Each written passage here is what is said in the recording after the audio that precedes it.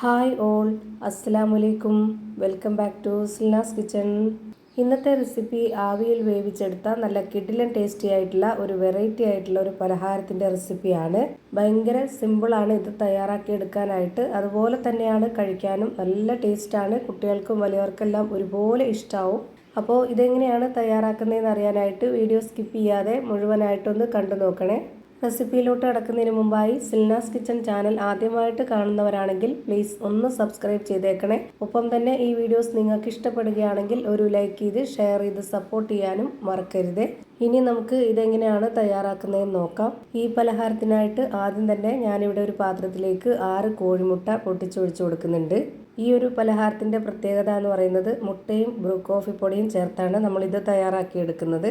നമുക്ക് എത്രയാണോ പലഹാരം വേണ്ടത് അതിനനുസരിച്ചുള്ള മുട്ടയാണ് ഇതിലേക്ക് എടുക്കേണ്ടത്. ഞാനിപ്പോൾ ഇവിടെ 6 കോഴിമുട്ടയാണ് എടുത്തിട്ടുള്ളത്. ഇതിലേക്ക് നമുക്ക് 2 പാക്കറ്റ് ബ്രൂ കോഫി പൗഡർ ഇട്ട് കൊടുക്കാം. 2 രൂപയുടെ പാക്കറ്റാണ്. ഈ ഒരു 6 കോഴിമുട്ടയ്ക്കും ബാക്കിയുള്ള ഇൻഗ്രീഡിയൻസിൻ്റെ അളവിനും കറക്റ്റ് ആക്കിയിട്ടാണ് ഇത്രയും പൊടി ഇട്ട് കൊടുത്തിട്ടുള്ളത്. ഇത് കറക്റ്റാണ്. ഇനി നമുക്ക് ഇത് നന്നായിട്ടൊന്ന് വിസ്ക് വെച്ചിട്ട് അടിച്ചെടുക്കാം.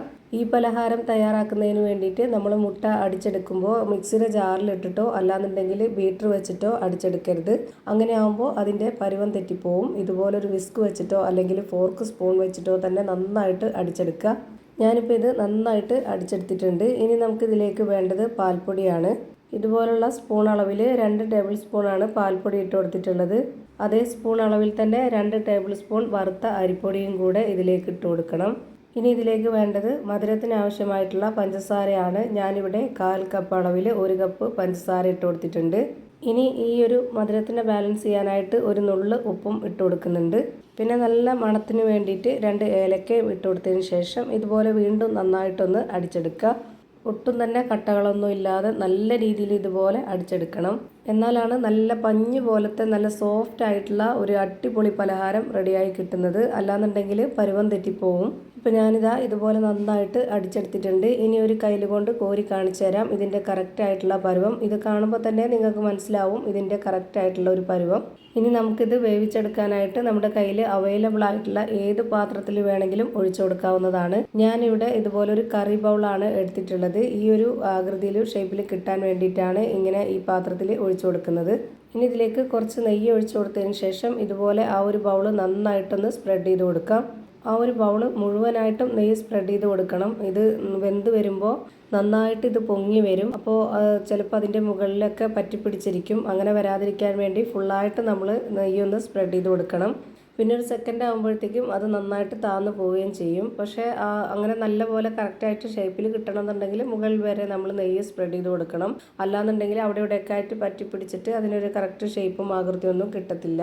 ഞാനിപ്പോൾ ഇത് വേവിച്ചെടുക്കുന്നത് ഇതുപോലൊരു പാൻ വെച്ചിട്ട് അതിലേക്ക് 1 ഗ്ലാസ് വെള്ളം ഒഴിച്ചു കൊടുത്തതിന് ശേഷം ഈ ഒരു പാത്രം ഇറക്കി വെച്ച് കൊടുത്തിട്ട് ഇതുപോലെ അടപ്പ് വെച്ച് അടച്ചു കൊടുത്ത് അതിൻ്റെ ഹോളിൽ പേപ്പർ തിരികെ വെച്ച് കൊടുത്തിട്ടുണ്ട്. എയർ ടൈറ്റ് ചെയ്തിരിക്കാൻ വേണ്ടിയിട്ടാണ്.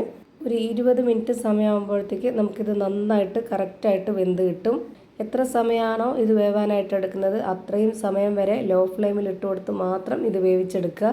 ഞാനിപ്പോൾ ഈ ഒരു രീതിയിൽ എളുപ്പത്തിന് വേണ്ടി ചെയ്തെടുത്തേ ഉള്ളൂ. ഇഡലി ചെമ്പിൽ വേണമെന്നുണ്ടെങ്കിൽ അതിൽ വേവിച്ചെടുക്കാം, കുഴപ്പമൊന്നുമില്ല.